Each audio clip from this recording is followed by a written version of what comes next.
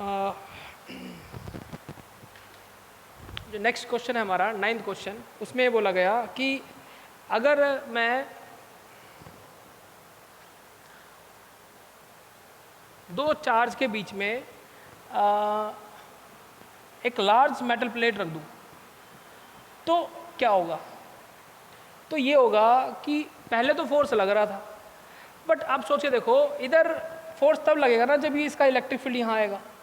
इसका electric field तो यहाँ पहुँचा नहीं, क्योंकि ये एक तरह से मेटल प्लेट है, तो अंदर इलेक्ट्रिक फील्ड क्या होता है, जीरो।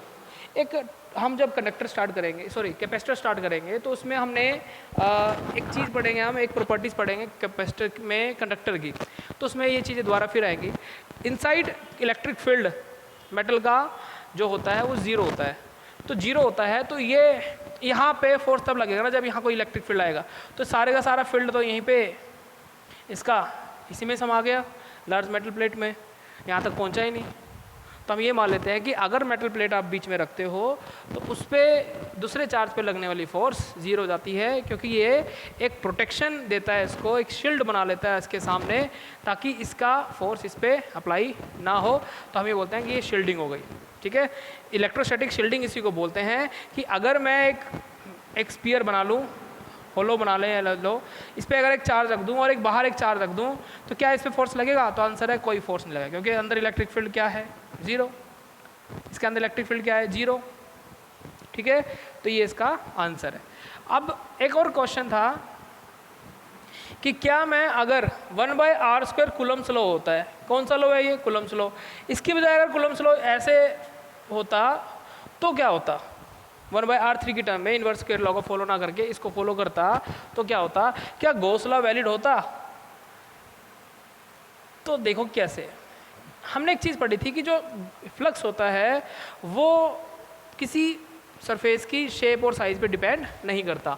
तो नहीं करता, तो मैं अगर आपको बोलूं कि किसी चार्ज के कारण यहाँ पे बताओ ये दूरी r है, तो यहाँ पे आपने ड्रॉ किया था, तो क्या इलेक्ट्रिक फील्ड बता सकते हो। आपने बोला बिल्कुल बता सकते हैं जी, ये लो। बट यहाँ पे आप स्क्वायर की जगह 3 लिख दिया, आपने लिख दिया। अब फ्लक्स निकालो, फ्लक्स अगर निकालोगे तो फ्लक्स में आपने वैल्यू रख दी भाई। अब वैल्यू रखोगे आप, चलो रख देते हैं, ओके। अब इसका इंटीग्रेट करो, KQ/r3 और इसका 4πr², कट गया है ना, ये कट गया, तो ये क्या आया, Q/ε0r। बट हमने क्या पढ़ा कि फ्लक्स r पे, शेप पे, साइज पे डिपेंड नहीं करता, तो यहाँ तो r आ गया। ठीक है, तो ये अगर आप ऐसे इसको कन्वर्ट कर लोगे 1/r3 की टर्म में, तो फ्लक्स पॉसिबल नहीं होगा, तो ये गलत है, हम इसको गलत ठहराते हैं। ओके, चलिए आगे चलते हैं। तो क्योंकि ये r पे डिपेंड कर गया, तो r जितना बड़ा होगा फ्लक्स ज़्यादा होगा, छोटा होगा तो कम होगा, नहीं ऐसे नहीं, मतलब ज़्यादा होगा r तो कम हो जाएगा फ्लक्स। इसके हिसाब से अगर नोटिस किया जाए, ऑब्जर्व करें, तो वो गलत है, क्योंकि गॉस लॉ अपने हिसाब से उसने फील्ड को, फ्लक्स को मेज़र किया था। ठीक है, चलिए हम ये कुछ 10 क्वेश्चन थे आपको दिए थे, नेक्स्ट टेस्ट में आपको आपके ग्रुप पे बता दूंगा। अब बात आती है कि लास्ट टाइम हमने क्वेश्चन हमने आपको दिया गया था, वो क्वेश्चन हम यहाँ कर रहे थे, तो क्या था वो देखें, उसको ट्राई करते हैं। आपको एक घर के लिए मैंने एक क्वेश्चन दिया था कि एक स्फीयर है ऐसे, इसको दोबारा बना लें हम, ये था ऐसे और ऐसे, ये कुछ ऐसी शेप का था। इसका इनर रेडियस था a और इसका ये वाला आउटर रेडियस क्या दिया था b। एक और स्फीयर दिया जिसके अंदर इसको रख दिया, ये बड़ा स्फीयर है, शेल मान लो इसको, क्या है ये, शेल, इसके अंदर इसको रख दिया, इसका भी इनर रेडियस c और आउटर रेडियस d। अंदर वाले में चार्ज रखा 2Q, बाहर वाले में चार्ज रखा 4Q। अब आपसे तो ये पूछा गया था कि इलेक्ट्रिक फील्ड बताना है अलग अलग पॉइंट पे, तो मैं यहाँ पॉइंट बनाता हूँ।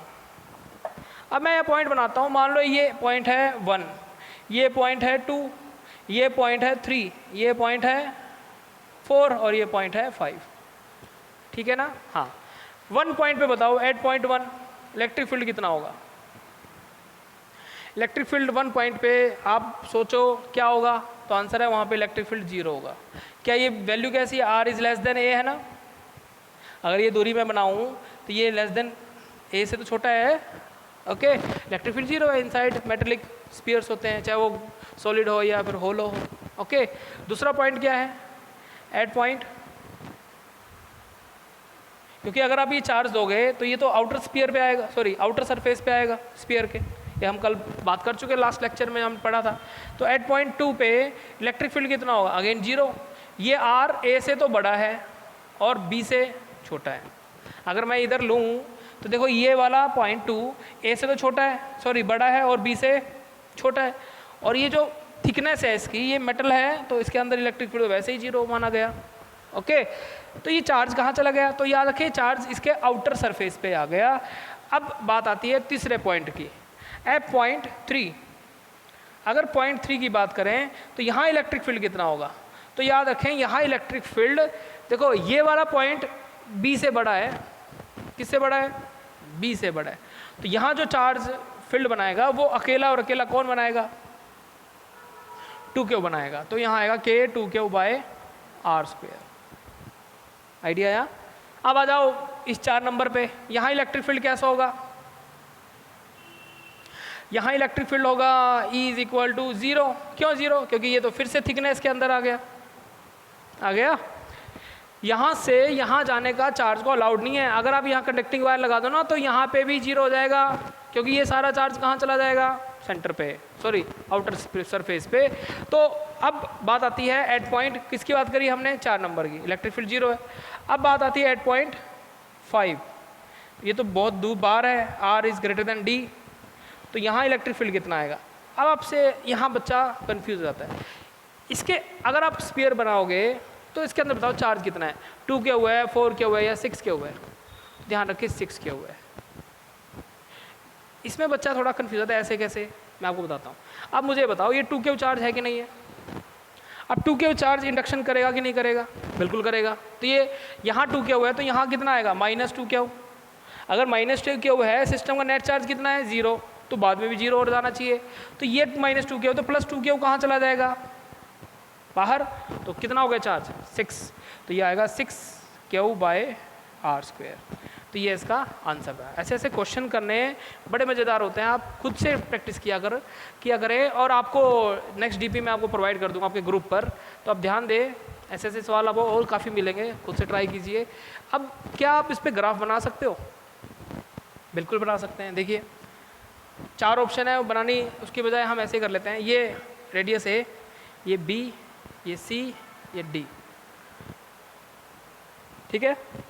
चलिए यहाँ पे फील्ड बताना है आपको, यहाँ बताना है, यहाँ बताना, अच्छा क्वेश्चन है, करके देखते हैं। चलो A तक फील्ड कैसा है, 0, ये E को दिखा रहे हैं ना, ये 0, ठीक है। B तक भी फील्ड कैसा था, 0। B से C जब जा रहे थे तो फील्ड था, है ना, तो फील्ड कुछ था ऐसे। ओके, चार्ज कितना था, 2Q। अब फिर से C से D गए तो फिर से कैसा है, 0, भाई थिकनेस के बीच में आ गया ना। अब फिर D से और दूर गए तो अब थोड़ा इलेक्ट्रिक फील्ड और बढ़ जाएगा।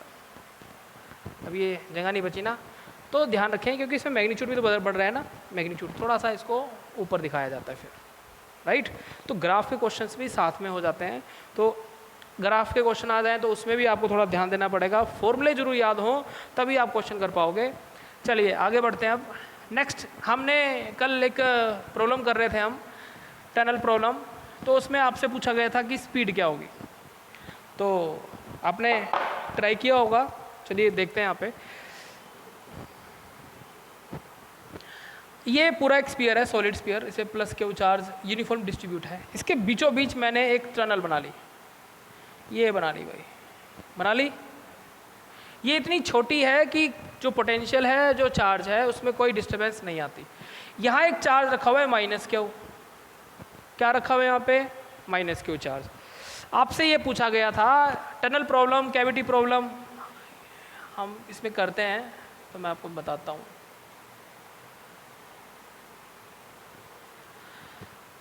मास m है इसका, आपसे बोला कि बताओ कि क्या ये चार्ज यहाँ रहेगा क्या, यहाँ तो नहीं रहेगा, कहाँ जाएगा, अंदर दौड़ जाएगा, दौड़ेगा भाई, बिल्कुल दौड़ेगा, ठीक है।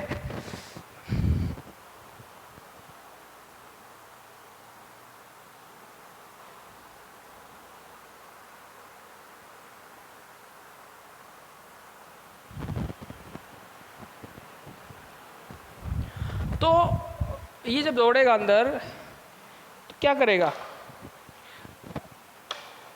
यहाँ स्पीड क्या है इसकी, 0, क्योंकि इस पर अंदर फोर्स लगती है अट्रैक्टिव, सारा डिस्ट्रीब्यूटेड है चार्ज। तो आपसे बोला कि जब ये जाएगा तो यहाँ इस सेंटर पे आके इसकी स्पीड बताओ कितनी होगी। सारी फोर्स कंजर्वेटिव हैं, कोई नॉन कंजर्वेटिव फोर्स नहीं है, फ्रिक्शन नहीं है। तो हमें एक चीज़ पता है, एक फॉर्मूला में याद है, के फाइनल यू फाइनल के इनिशियल यू इनिशियल, ये आप जानते हैं, वर्क एनर्जी थ्योरम जानते हैं हम लोग सब। तो ये लगा दो, यहाँ पे हाफ mv² है ना, माइनस क्यू है तो माइनस के क्यू कैपिटल क्यू बाय, ये यहाँ पे पोटेंशियल बता सकते हो आप, तो आपने बोला बिल्कुल बता सकते हैं। कितना होगा, एक फॉर्मूला कल लास्ट टाइम हमने किया था, 3k/2r3r² माइनस r², जानते हैं इस फॉर्मूले को, जानते हैं ना सब। अब इसका अगर आप यूज़ करें तो देखिए, मैं अगर 0 ले लूँ तो ये इफेक्ट वैल्यू कितनी हो जाएगी, तो यहाँ कितना आएगा, ठीक है। ये कैसे लिख दिया, क्योंकि फॉर्मूला क्या होता है एनर्जी का, पोटेंशियल। वर्क डन होता है ना जो आपने किया, किसने वर्क डन किया, नेगेटिव जो रिजल्टेंट फोर्स है अट्रैक्टिव होती है, तो ये वर्क डन निकाल लिया और v हमने सेंटर पे लिख लिया। इस काइनेटिक एनर्जी 0, यहाँ पे सरफेस से पोटेंशियल सब जानते ही हैं कितना होता है, ओके। इसको ले जाएंगे तो हाफ mv² किसके बराबर होगा, माइनस टाइम के Q capital Q r plus 3k/2r।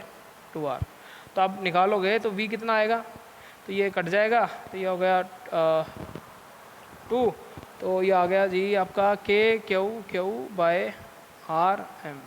और ये हो जाएगा रूट।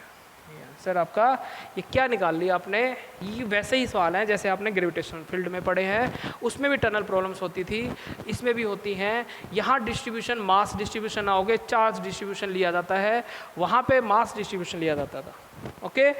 अब नेक्स्ट इसी में ही और भी बनते हैं क्वेश्चन, जैसे कि कई बार ये पूछ लेते हैं कि अगर ये सेंटर पे ही है चार्ज, तो अगर मैं इसको x थोड़ा सा स्लाइटली डिस्प्लेस कर दूं तो क्या होगा, ये फिर से सेंटर की तरफ आने की कोशिश करेगा, थोड़ा सा इनर्शिया के कारण आगे चला जाएगा। तो ये क्या देखा हमने, ये SHM फॉलो कर रहा है, स्टेबिलिटी की तरफ दौड़ने की कोशिश करता है।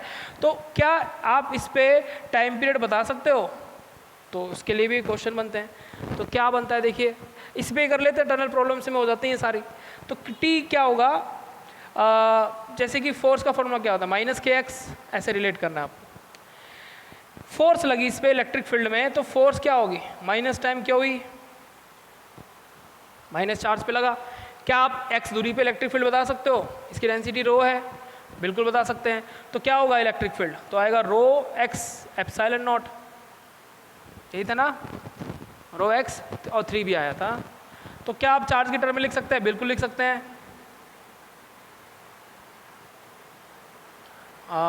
हो गया, 3 से 3 कट गया और क्या बचा नीचे, r3x, यही है ना, 4π/3, हाँ बिल्कुल यही है। आप रख दो उसको वहाँ पे, x आपको पता ही है। तो अगर आप यहाँ रखोगे तो कितना आएगा, -q capital Q 4πε0 r3 × x।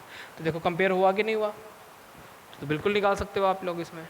तो ऐसे ऐसे सवाल अगर आते हैं तो हमें कोई दिक्कत ना हो, बट बशर्ते आपको फॉर्मूला जरूर याद होना चाहिए, बिना फॉर्मूले के आप इसको नहीं कर पाएंगे। अब कैविटी प्रॉब्लम्स और भी काफ़ी कुछ हद तक हम उसमें पढ़ेंगे। देखिए टनल प्रॉब्लम्स में यही कुछ क्वेश्चंस आते हैं, SHM पूछ लेते हैं या फिर आपसे स्पीड पूछ लेते हैं।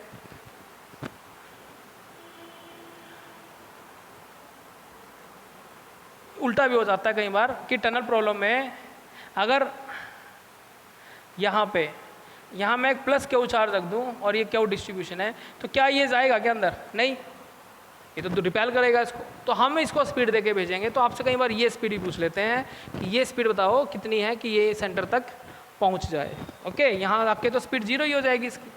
तो मैं आपको घर के लिए दूंगा ये सवाल, आप करना है इसको। अच्छा, और आगे बढ़ते हैं हम। कैविटी प्रॉब्लम में जैसे कि कई बार क्या होता है, मेरे पास एक स्पीयर है और यहाँ पे इसका रेडियस r ले लिया मैंने, लो r। मैंने लास्ट टाइम ये क्वेश्चन करवाए थे, उस टाइम में नहीं हुआ ये सवाल, ये करिए। यहाँ पे मैं एक कैविटी काट लूँ, काट ली, ठीक है। इसके सेंटर की दूरी यहाँ से मान लो a है, कितनी है a। ओके, ये जो कैविटी काट के मैंने इसको अलग से रख दिया। ये डेंसिटी चार्ज कितना है, क्यों, रो इसकी डेंसिटी है, सॉलिड स्फीयर है ये। और इसका खुद का रेडियस कितना है, b है। ओके, ये b है। अब आपसे ये पूछा गया कि बताओ यहाँ इस पॉइंट पे फील्ड कितना होगा।